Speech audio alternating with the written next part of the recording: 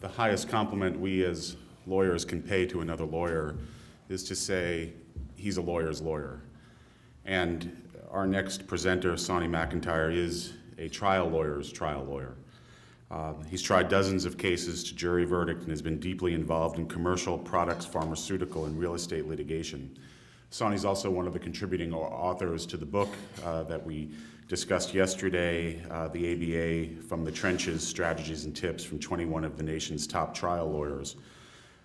Sawnie will identify practical suggestions from the School of Hard Knocks and other real-world experiences in trying and winning jury verdicts in big damages cases. Please welcome the lawyer's lawyer, Sawnie McEntire. Well, my first response to that is I think there are a lot of lawyers out here. There's an august gathering, and it's really an honor and a privilege to be here. As I was introduced, I am from Dallas, Texas. I'm with the law firm of Beirne Maynard Parsons, and my topic today is winning or handling the big or challenging case. I think the title is a bit hyperbolic, a little bit of an exaggeration. I think that from my perspective, handling the big case is really no different from handling the medium-sized case or the small case. The same methods, the same techniques, the same planning is all required. The stakes may be different, but the approach is typically the same, has the same common denominators. My purpose today is to share 2 or 3 experiences that I had that were kind of eye-opening. Some were nightmares. Sometimes you can't win a case and you have to act accordingly and plan for the appeal. And so I want to talk about a few of these instances and share them with you. But before I do, I want to capture this quote right here, which I find to be a wonderful quote. And this is Mark Twain. The humorist who invented trial by jury played a colossal practical joke upon the world. But since we have the system, we ought to try and respect it. And just let that sink in for a moment. Certainly we should respect it. I suggest to all the trial lawyers and the clients out here, we need to embrace it because the jury trial system is the best system. And my belief is, we all lose cases, but my belief is when properly prepared, properly managed, with good trial themes, good pretrial planning, more often than not when you go pick a jury, you got a good shot at winning the case. I think the formula is fairly simplistic. It's the law, it could be good law. The facts could be good or bad facts. You get what you're dealt with, and then you handle it.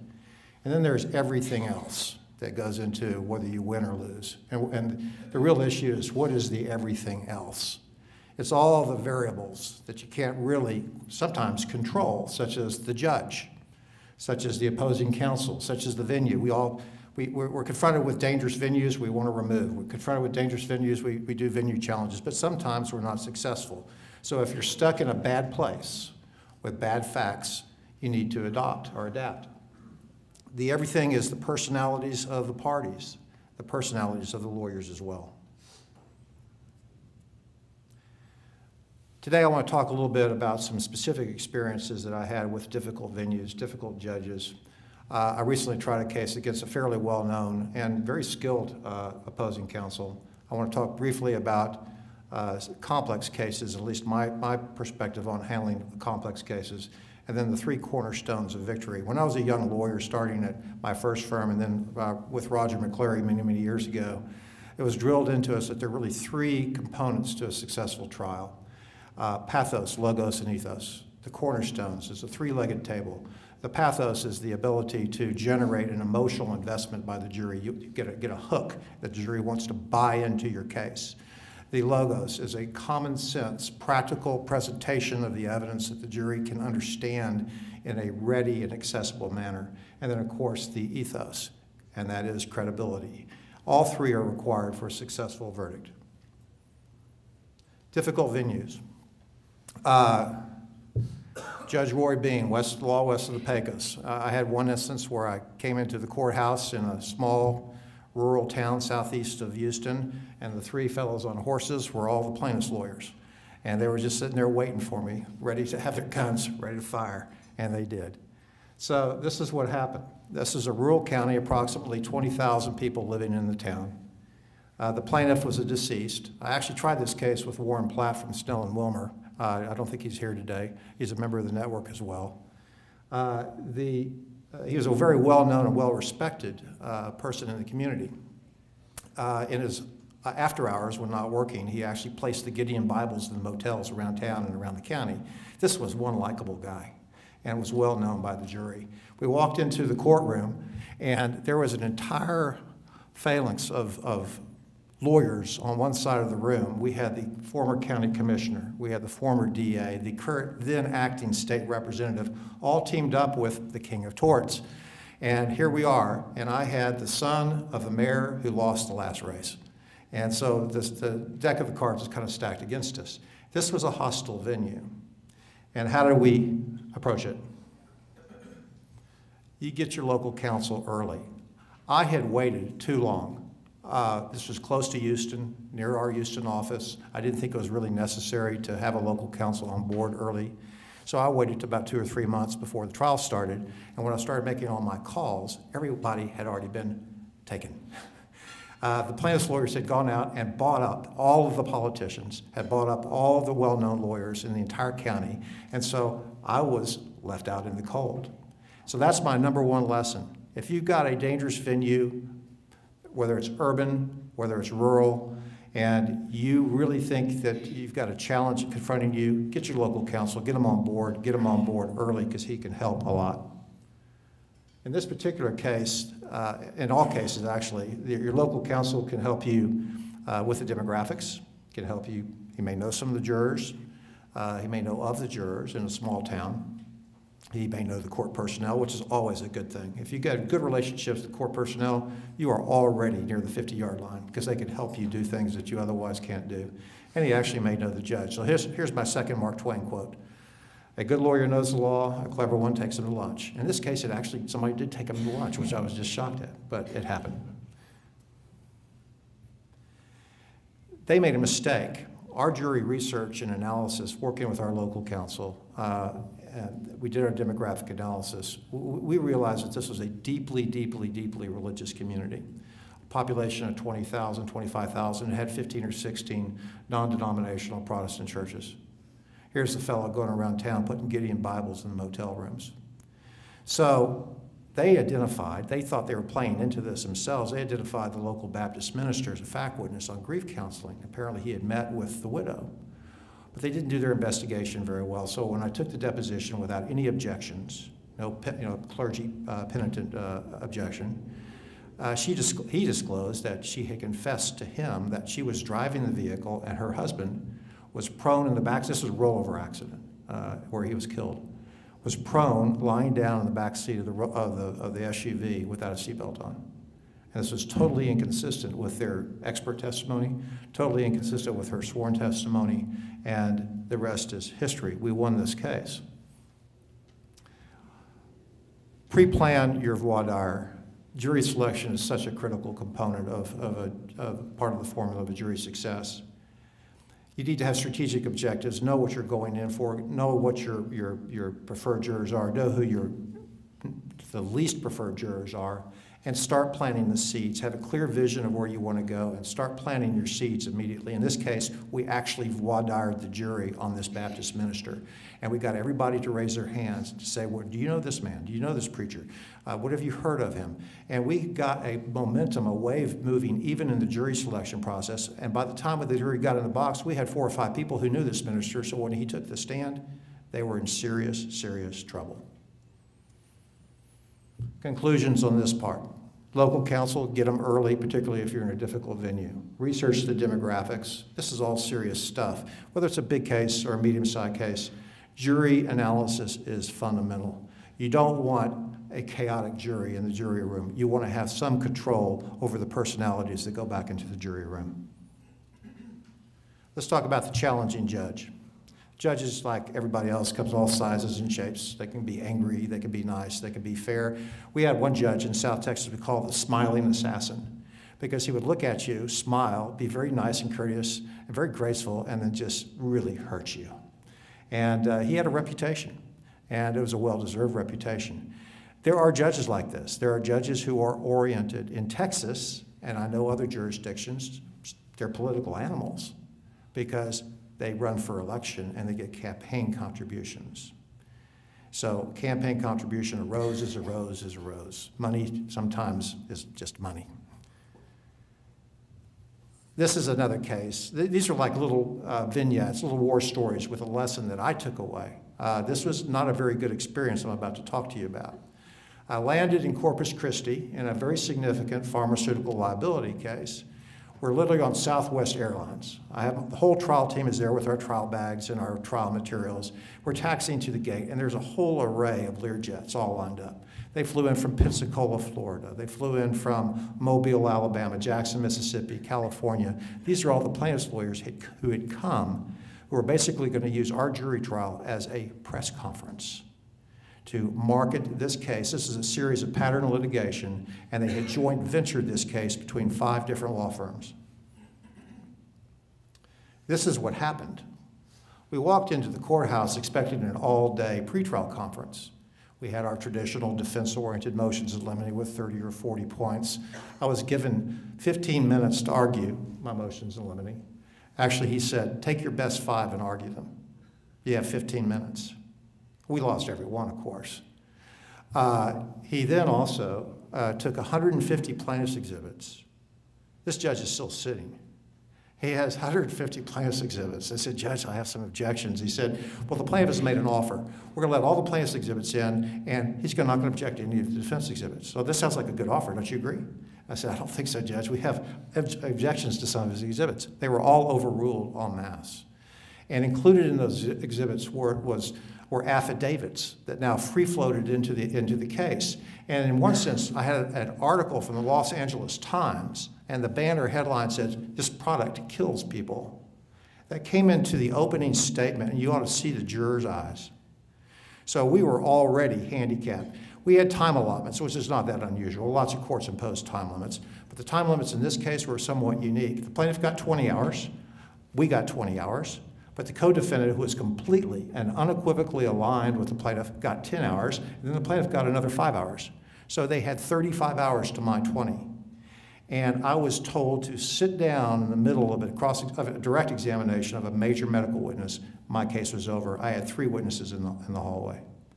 And you can't win a case like this. So what do? You be respectful. Certainly you don't want the jury to get the idea that you're fighting back. I think you have to be respectful. You be professional. And you have a team of appellate lawyers who are telling you exactly what to do at all times. We made bills of review. We filed 6 different motions for mistrial, and we put them all together in one very voluminous package with the press there and the video cameras rolling, and we put a motion for mistrial that consolidated 6 separate motions in one. We wanted to hit the Court of Civil Appeals with a huge paper trail, and we did. It resonated. The message got through. We resolved this case favorably. The plaintiff's lawyers knew that we had them, dead in our sights on an appeal, and they didn't even pretend to think otherwise. So we all have met these kind of lawyers too. The big ego lawyer. Sometimes egos are deserved and earned, and sometimes they're not, and we've met them all. Sometimes people strut into the courtroom thinking they're hot stuff, and they're really not, and they make a lot of mistakes. In any event, my belief is when you have a big ego and it dominates your trial preparations, big ego causes big mistakes. And so the question then is, should you change your trial strategy just because you got a big, well-known lawyer on the other side? My thought is no. And there are a lot of fine trial lawyers in this room who may disagree with me, but my thought is no. You do exactly what you would have done anyway. You prepare, you prepare, you prepare. You prepare your trial plan, you develop your trial plan, you develop your logos, pathos, and ethos, and you go try the case heads up. The one thing that you might do differently is during the jury selection process, you want to may have a little bit of humble pie and play the underdog. And you may want to take advantage of this guy's celebrity and make sure in the process that you weed out all the jurors who may actually know him or know of him to the best you can. That's why voir dire is so important in my thought. So if you stay with your trial themes, stay your course, I think that's the best approach. I found this one. Literally, if you go onto the internet and you plug in the word ego, you can pull these charts up. I loved it. So you got too much ego will kill your talent, and invariably that can happen. If you're too proud in your skills and you don't prepare, then you're going to have a problem. I recently tried a case against a lawyer whose name every one of you would know, who is truly an excellent trial lawyer. But he relied too much on his native skills in this particular case, didn't do the preparation that I would have done, and that we did do. And he did exactly what we're all taught from day one not to do. He asked the questions that he didn't know an answer to, because he thought he could rope in and steer and control the witness because he was just a dominating force in the courtroom. And he is a very charismatic, dominating force, but he asked a lot of really stupid questions. And he got burned, and he got burned systematically. And some of those answers helped us over the finish line, and we won this case. I want to talk a little bit about complex cases. In my opinion, complex cases are simply a lot of little simple cases that are all put together. So what you need to do is just deconstruct them and treat them in a way that the jury understands how all the dots are connected. Jury selection, again, is very important. An opening statement is very important in this process. It's very important that you gain momentum in cases, in my opinion. Juries, in my opinion, and I defer to many of the fine trial lawyers in the audience, but I think they're malleable. I think that jurors will be like a wave in the ebb and flow of a wave. They will hear the plaintiff's lawyer, they're going to side with the plaintiff's lawyer. They're going to hear the defense lawyer, they're going to side with the defense lawyer. And this ebb and flow will go on for at least a day or two. Then they start settling in. And once they settle in, their perspectives are established. And once they're established, they have a filter. And I think you all understand what I'm talking about. They have a filter. They're going to filter out anything that is not consistent with their new perspective. So that's why it's important to strike hard early and to get your trial themes out early. And that's part of the art of persuasion. There have actually been some focus group studies that have basically placed jurors in one of 4 boxes. Everybody falls in one of these boxes at the beginning of a trial. After the plaintiff's talk on jury selection or opening statement, the arrows go one direction. This would be after the defense lawyer's talk. So you have your strong plaintiffs' jurors become a little bit less strong. They move over into the weak plaintiffs. The weak plaintiffs move into the weak defense. And you have this kind of game of musical chairs where people are adjusting their attitudes and their perspectives on how they're going to approach the case. Then they start settling in. And again, you want them to settle in as many as you can in the boxes on the bottom, assuming we're all trying a defense case. Trial themes are the building blocks. You can't try a successful lawsuit, whether it's against a big case, middle-sized case, or a little case, high-stakes case, or an important case. You can't try a case without trial themes. Trial themes are the #1 thing you do when you get the case, and you evolve them, you develop them, you modify them, and you refine them as the case develops. And by the time you get to trial, they're simple, they're accessible, they're understandable, and they're forceful. And you repeat them, and repeat them, and that is, my belief, is how you win a case. But it all subsumes the 3 cornerstones, and these are the 3 cornerstones. Pathos, the ability to get the jury to invest in your case. Ethos, the credibility. You have to be credible, you have to be believable, you have to be likable, and if you're not, you're going to lose. Logic, logos. Do your trial themes make sense? Are they internally consistent with each other? Are they cogent and coherent? Any one of these legs falls or breaks, the case is over for you. And I think this model right here, that's why I started this presentation on saying I really don't think there's a big difference between big cases or small cases. This model applies to all cases.